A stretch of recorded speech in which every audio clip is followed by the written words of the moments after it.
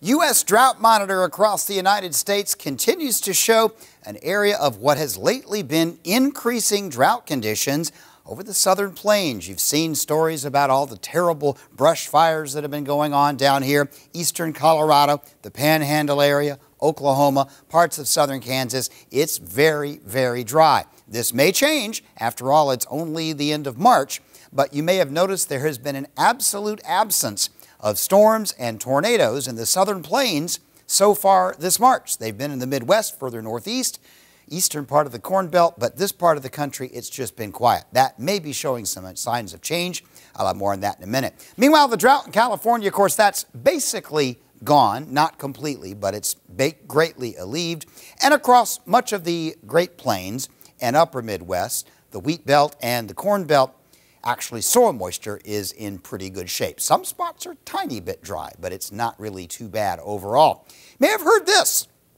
Out in the Pacific Ocean, there are some signs of change. Last winter's La Nina turned out to be a very weak one, and there are signs that El Nino may be forming again. A region of warm water in the central tropical Pacific has reformed, bringing up the distinct possibility that by this fall or this winter, we could be looking at El Nino again. What impact that will have on the weather in the United States, way too early to tell.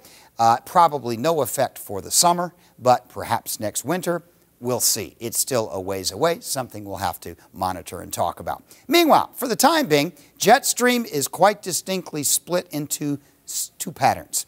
Northern jet, southern jet, which leaves the nation fairly quiet. We've got some rain systems here and there.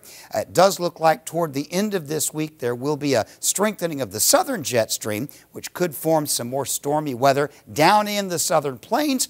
That low would then have a chance to move northward, and there's a possibility it might come far enough north for some wet snow into the northern plains by the end of the week. Very, very iffy. Don't hold me to that. One thing I can tell you is that the split flow keeps the cold air up north, the warm air down south, and we are left with a very benign and mild weather pattern for this week. But of course, if that storm does form, it'll get a little colder by the weekend. But again, that is looking fairly iffy. Of more significance is the pattern is likely to go through a change in the first week of April, consolidating with a major jet stream. And this could bring some stormy weather, maybe even some late season snow into some parts of the northern plains. And that would, of course, have the effect of pulling down more cold air sometime in early April as well. Not below zero, but definitely colder. So to overview, we've had split flow in the jet stream. That pattern appears to be changing, and there's a possibility of El Nino setting up next winter.